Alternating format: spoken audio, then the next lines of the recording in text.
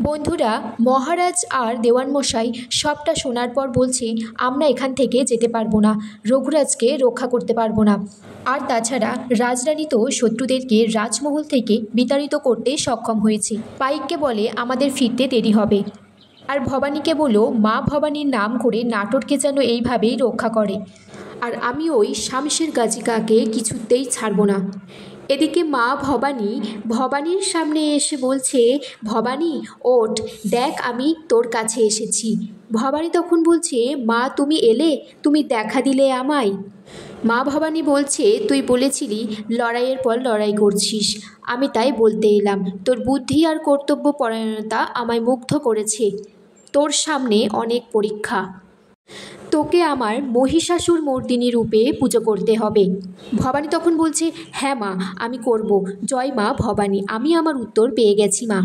ভবানী এদিকে ইন্দুবউকে বলছে, মা আমায় স্বপ্নে দেখা দিয়েছে, মা পথ দেখিয়েছে, মহিষাসুর মর্দিনী রূপে মাকে পুজো করতে হবে। ফুলনোড়া দাসী তখন বলছে, দাঁড়াও, খবরখানা পিসি ঠাম্মাকে দিয়ে আসি। ভবানী ইন্দুবউকে বলছে, দিদি এই পুজো আমায় করতেই হবে, এটা মায়ের নির্দেশ। পিসি ঠাম্মা তখন বলছে, এর নির্দেশ নাকি জুলুম?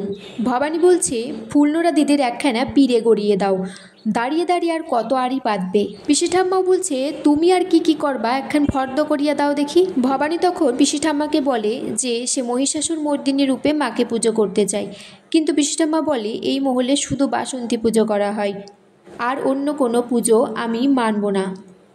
এইটাই নাটোরের রাজকুমারীর শেষ কথা, আর তুমি আচার বিচার নিয়ে যা খুশি তাই করবা, তাই না?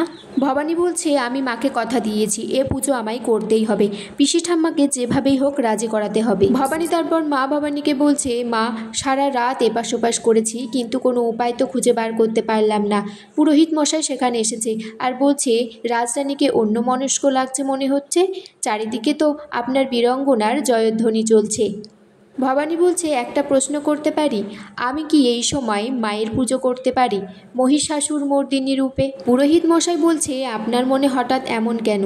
জানি ফৌজদার মশাই এখনও আছেন, যে কোনো সময় আসতে পারে ফিরে, তাই আমাদের শক্তির সঞ্চয় করার জন্যই এই পুজো। পুরোহিত মশাই বলেন, স্বয়ং রামচন্দ্র অকালে এই পুজো করেছিলেন রাবণকে বধ করার জন্য, আর শক্তি সঞ্চয়ের জন্যই। ভবানী তখন বলছে, সকলের রক্ষা করার উদ্দেশ্যেই হবে এই অকাল বোধন।